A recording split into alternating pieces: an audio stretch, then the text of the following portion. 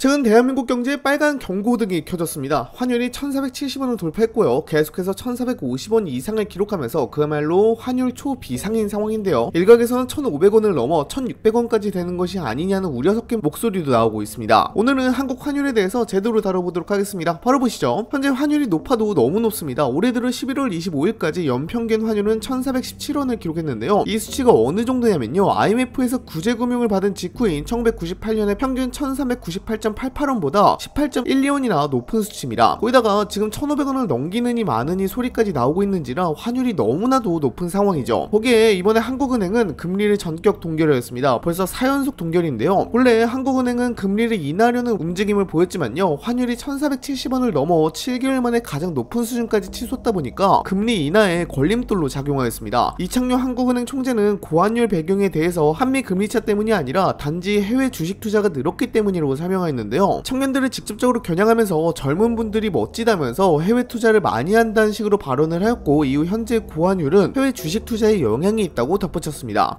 사실 많은 전문가들은 이렇게 높은 고환율이 발생한 이유는 청년들의 해외 주식 투자보다는 한미 간 금리차와 통화량, 그러니까 M2 증가량이 높기 때문에 발생하는 것이라고 평가하고 있습니다. 통화량부터 좀 깊이 있게 이야기를 해봐야 할 것 같습니다. 많은 전문가는 원화가 상대적으로 많이 풀린 점을 지목하고 있습니다. 현재까지 시중에 풀려있는 돈이 최근 3년 9개월간 22.2% 증가한 것으로 집계되었습니다. 나라에서 계속해서 돈을 찍어내서 뿌리고 있다는 것이죠. 코로나19 팬데믹 이후에도 확장 재정 기조에 브레이크를 밟지 않고 계속해서 돈을 찍어내니 자연스럽게 원화 가치가 하락하고 있습니다. 이게 어느 정도냐면요, 미국은 이 사이에 2.9% 증가했습니다. 그러니까 미국은 정작 허리띠를 졸라매고 있는데 한국은 계속해서 돈을 뿌리고 있으니까 원화 가치가 더 빠른 속도로 떨어지고 있다는 의미입니다. 당장 통계를 보면 알 수 있는 것이요, 2022년 1월에 3639조 4598억 원에서 2025년 9월에 4447조 9604억 원으로 3년 9개월 동안 22.2% 증가했습니다. 같은 기간 동안 미국은 3경 1528조 원에서 3경 2652조 원 정도 늘어났는데요, 2.9% 밖에 안 늘었죠. 거기다가 한국은행에서는 서학개미의 해외 주식 투자 급증을 거론하고 하는데요, 이거 하나만으로 환율이 이 지경이 됐다고는 설명하기가 어렵습니다. 당장 11월 3일부터 11월 21일까지 미국 달러 대비 주요국 통화 가치 변동률을 보면 원화는 3.29% 하락했는데요, 비교 대상 통화 9개국 중 낙폭이 가장 컸습니다. 이 기간 일본 엔화는 2.11%, 대만 달러는 1.87% 하락했다는 것이죠. 심지어 동남아 통화보다도 약세를 기록하기도 했죠. 즉 해외 주식 투자 급증이 어느 정도 영향을 끼쳤을 수는 있겠으나 더 큰 다른 요인이 있다는 것이죠. 전문가들은 통화량 증가와 한미 간 금리차를 뽑고 있는 것이고요, 통화량이 빠르게 늘어나는 흐름에 더해 금리차 역시 환율을 끌어올리는 핵심 요인으로 작용하고 있습니다. 지금 한국의 기준금리는 2.5%입니다. 미국의 기준금리는 4%입니다. 두 나라 사이의 금리 격차가 1.5%포인트 수준으로 벌어져 있는 상태인데요, 이처럼 미국의 금리가 더 높은 구간이 길어질수록 시장은 자연스럽게 달러에 몰립니다. 이유는 명확합니다. 원화를 들고 있을 때보다 미국 달러를 보유할 때 이자 수익이 더 크기 때문입니다. 여기에 글로벌 안전자산 선호가 겹치면서 달러 수요는 계속 확대되고 있고, 그 결과 환율은 상승 압력에서 벗어나지 못하고 있습니다. 또한 이때까지 한국은 미국의 경제정책을 어느 정도 따라가는 모습을 보이곤 했습니다. 금리를 올리면 한국도 따라서 올리고 이런 식으로 진행했어요. 근데 그런 모습을 보이지 않았고 금리 역전이 발생하게 된 겁니다. 문제는 이런 금리 역전 현상이 지금 한국 역사상 가장 길게 이어지고 있다는 데 있습니다. 한국과 미국의 금리가 반대로 뒤집힌 사례는 과거에도 몇 번 있었지만 횟수 자체가 많지 않았습니다. 1999년, 2005년, 2018년 그리고 지금까지 총 4번 뿐이었습니다. 근데 이전의 금리 역전 기간은 대부분 21개월에서 25개월 수준이었습니다. 약 2년 정도면 정상적인 구간으로 복귀했다는 의미입니다. 지금은 상황이 완전히 다릅니다. 2022년 이후로 무려 41개월 동안 금리 역전 상태가 지속되고 있습니다. 기간이 너무 길고 시장이 체감하는 압력도 매우 높습니다. 역전폭 자체도 과거와 비교해 상당히 크게 벌어졌습니다. 1999년에 1.5%포인트가 최대였는데 지금 역시 그 수준입니다. 그것도 미국이 최근 금리를 일부 내리면서 겨우 이 정도로 좁혀진 것입니다. 이렇게 길고 이렇게 크게 벌어진 금리 역전은 한국 경제 전반에 흔들림을 일으키고 있고 환율이 계속 상승하는 배경이 되고 있습니다. 그렇다고 한국은행이 여기에 맞서 금리를 올려버릴 수 있냐? 그것도 현실적으로 어렵습니다. 지금 한국의 가계부채 규모가 너무 큽니다. 부채를 보유한 가구가 많고 금리 인상이 단행되는 순간 이자 부담이 순식간에 폭발적으로 증가합니다. 특히 변동금리 비중이 높다는 점에서 충격은 더 크게 나타날 수밖에 없습니다. 많은 이들이 갑작스럽게 이자 폭등을 감당하지 못해 금융 시스템 전반이 흔들리는 상황이 펼쳐질 가능성도 있습니다. 한국은행이 금리 인상에 극도로 신중한 이유가 여기 있습니다. 현재 한국의 가계부채 비율은 89.5%입니다. 이 수치는 GDP 대비 가계부채 비율을 의미하는데요, 이미 위험하다는 평가를 받을 정도의 수준입니다. 참고로 이는 OECD 가입국 중 6번째로 높은 수치입니다. 더 높은 국가들을 보면 스위스 125.3%, 호주 112.7%, 캐나다 99.1%, 네덜란드 네덜란드 94%, 뉴질랜드 90.1%입니다. 한국 역시 그 뒤를 바짝 따라가고 있는 형태입니다. 이 정도 비율이면 가계의 이자 부담이 경제 전체 안정성을 흔드는 수준에 도달할 수 있습니다. 그래서 금리를 조금이라도 올리게 되면 부채를 안고 있는 사람들은 적지 않은 타격을 받게 되고 이것이 금융시장 전반으로 파급될 위험도 큽니다. 어느 폭과 어느 속도로 붕괴를 할지 가늠하기 어려울 만큼 민감한 지점에 서 있는 겁니다. 이런 구조 때문에 한국은행은 금리를 올릴 수도 없고 미국과의 금리 차는 쉽사리 좁혀지지 않으며 환율 상승 압력은 그대로 남아있는 상황입니다. 지금 한국이 맞닥뜨린 문제는 단순한 환율 변동이 아니라 구조적인 취약성과 대외 상황이 맞물린 결과라는 점이 더 큰 부담이 되고 있습니다. 그나마 다행이라면 많은 전문가들은 미국이 내년도부터는 달러 약세를 유도할 것이라는 전망을 하고 있다는 겁니다. 미국은 자국의 이익을 위해 달러와 약세를 추구할 것인데요. 이렇게 되면 현재 환율은 적정 환율 수준이 1450원대를 향해 점진적으로 하락할 가능성이 높다고 김강석 한국경제산업연구원 경제연구실장이 밝히기도 했습니다. 거기다가 기업들의 해외 투자 증가도 환율 상승의 요인으로 작용하고 있는데요. 미국 정부는 자국 내 생산 확대를 이유로 한국을 비롯한 주 동맹국 기업에 대규모 미국 내 투자를 강하게 요구하고 있습니다. 당장 9월 말 기준으로 기업들의 외화 예금은 922억 6천만 달러, 한화로 135조 6222억 원을 기록했습니다. 근데 지난해 887억 5천만 달러보다 35억 1천만 달러 더 증가했거든요. 기업으로서는 미국 현지 투자를 위해 달러를 유지해야 하고 또 미국 자산에 투자하는 것이 더 안정적이고 수익성이 높습니다. 그렇게 환전 자체를 안 하고 있는데요. 이렇게 되면 한국 내 자금이 원화로 환전되어 돌아올 가능성이 점점 사라지고 있다는 뜻입니다. 이렇게 계속 고환율이 지속되면요, 여행이나 유학 경비가 올라가는 것뿐만 아니라요, 수입 물가 자체가 상승해버립니다. 원자재와 소비자 물가가 오를 위험이 커진다는 것이죠. 이미 곳곳에서는 물가 상승 조짐이 보입니다. 당장 운전하시는 분들은 아시겠지만요, 기름값이 어마어마하게 비싸졌습니다. 그런데 최근에 지유가는 하락했는데요, 기름값이 비싸졌습니다. 그 이유가 고환율이기 때문에 그렇습니다. 그리고 최근에 과자, 빵 가격도 잇따라 올라갔는데요, 원재료 수입 물가 상승을 이유로 가격을 올린 것입니다. 미국산, 호주산 소고기 수입 단가도 전년 대비 10% 올랐죠. 지금 한국 경제가 맞은 상황은 매우 기묘합니다. 경제가 살아나서 돈이 돌기 때문에 환율이 오르는 것이 아니라 경기 둔화가 이어지는 가운데 환율만 치솟는 흐름이 펼쳐지고 있기 때문입니다. 이 조합은 경제 전반을 짓누르는 압박이 되고 있고 서민 경제부터 기업 경영까지 모든 영역에 충격을 주는 구조로 번지고 있습니다. 우선 소비가 급속도로 얼어붙고 있습니다. 물가가 비싸지면 사람들은 필수 지출 외에는 지갑을 닫게 되는데 고환율이 수입 물가를 끌어올리면서 생활비 부담이 계속 커지고 있습니다. 기름값, 식료품 가격이 조금씩 오르는 흐름이 이어지면 국민은 자연스럽게 소비를 줄입니다. 소비가 줄면 기업 매출도 떨어지고 경제 전반의 활력이 빠르게 식어버립니다. 여기에 수입 물가 상승이 이어지고 있습니다. 한국은 에너지, 곡물, 원재료 대부분을 외국에서 들여오는 구조로 되어 있습니다. 원유, LNG, 곡물, 광물 가격이 환율 상승과 함께 뛰어오르면 국내 생산업체들은 생산 단가가 높아지는 부담을 고스란히 떠안게 됩니다. 제조업 기업들은 원재료비 폭등과 인건비 부담 사이에서 수익성이 악화하고 결국 제품 가격을 올리게 됩니다. 소비자들이 체감하는 물가는 더 빠르게 오르는 악순환이 시작되는 겁니다. 문제는 기업 비용이 전방위적으로 상승하고 있다는 점입니다. 물류비, 원자재비, 수입 부품 단가가 동시에 오르고 있고 중소기업들은 조달 비용을 감당하기 위해 부채에 의존하는 경우가 많습니다. 여기에 금리까지 인상되면 이자 부담이 추가로 늘어나고 버틸 수 있는 기업과 무너지는 기업이 양극화되는 흐름도 나타날 가능성이 큽니다. 이처럼 경제는 식어가는데 가격만 오르는 상황이 지속되면 전형적인 스태그플레이션 위험이 커집니다. 경기가 둔하고 있는데 물가가 오르고 환율까지 상승하는 구조는 경제가 한 번 흔들리면 회복에 더 긴 시간이 필요하다는 신호이기도 합니다. 지금 한국이 맞닥뜨린 문제의 본질은 여기 있습니다. 경기가 살아나서 환율이 오르는 것도 아니고 기업 실적이 좋아서 수요가 폭발하는 것도 아닌데 외부 충격과 내부 취약성이 겹치면서 환율과 물가가 동시에 튀어오르고 있습니다. 현장에서 느껴지는 압박은 더 심각합니다. 일반 가정은 생활비 때문에 소비를 줄이고 기업은 비용 상승 때문에 투자와 고용을 줄이는 흐름이 이어지면 경제는 빠르게 무게중심을 잃게 됩니다. 그래서 지금의 고환율은 단순한 환율 문제가 아니라 한국 경제의 체력을 동시에 갉아먹는 이중 압박이라는 평가가 나오는 겁니다. 부디 모두가 이득이 되는 구조로 결과가 이어졌으면 좋겠습니다. 여러분은 현재 고환율에 대해서 어떻게 생각하시나요? 댓글로도 작성해 주시기 바랍니다. 이상 영상 마치도록 하겠습니다. 감사합니다.